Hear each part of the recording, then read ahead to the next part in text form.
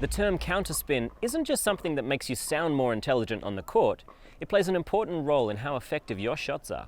The first thing to understand is how the ball rotates with the two most common types of spin, backspin and topspin. Backspin, produced typically by a slice return of serve, for example, is actively trying to defy gravity. It has a floating kind of ball flight and a low bounce. Topspin, by contrast, does the opposite and dips down into the court, offering a degree of assurance that the ball will drop into the court. The next thing to consider is the behavior of the ball when it contacts a surface, such as the ground or your paddle. To illustrate what happens, we're going to use a rebound board and watch how the ball reacts with firstly backspin, and now with topspin. Notice how the ball with backspin rebounds downwards off the surface, while the ball with topspin rises. With these surface reactions in mind, let's get the paddle involved. I'm going to use the most common type of spin shot you'll likely need to combat, the slice return of serve.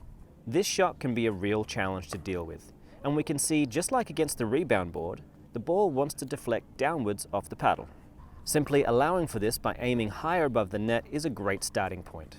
However, what if your normal third shot drop technique is also a slice? Let's look at what happens to our contact when the downward traveling paddle meets a ball with backspin. It's not pretty. The problem is, using backspin to counter backspin is forcing the ball to completely change not only its direction, but also its rotation. Remember, a ball coming towards you with backspin is rotating the opposite way as a ball traveling away from you with backspin. In this scenario, you'll have a much cleaner contact using a topspin stroke. So get low, brush up on the ball and aim at least a couple of feet higher than normal. If you get good enough at this, you'll no longer see a backspin return of serve as a challenge, you'll see it as an opportunity to build compound spin, essentially using your opponent's spin, adding to it and using that against them to dip the ball dramatically. There is an alternative strategy in dealing with backspin returns. You can effectively bully the ball into doing what you want by driving through. You'll still need to aim higher than normal, but the acceleration of the paddle will do much of the heavy lifting when it comes to neutralizing a difficult contact.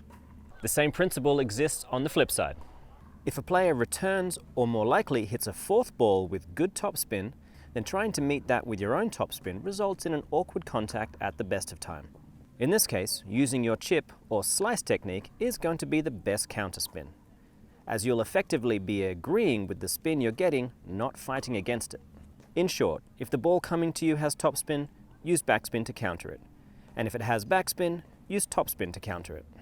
Today's subject might seem a little tricky, but rest assured, the better you get at reading your opponent's spin and then playing the appropriate counterspin, the more effective your shots are going to be.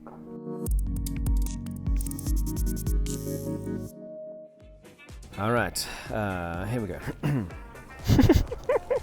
And we can see, just like against the rebound ball, God! The better you get at reading your opponent's spin, bugger. God, I really did not check my writing here, did I? You did a little dance. Nice. This is gonna be a mouthful. Put a bloody comma in there, you idiot. Who wrote this? I don't know. God! Historically, you always come through. Yeah. And sometimes I do too.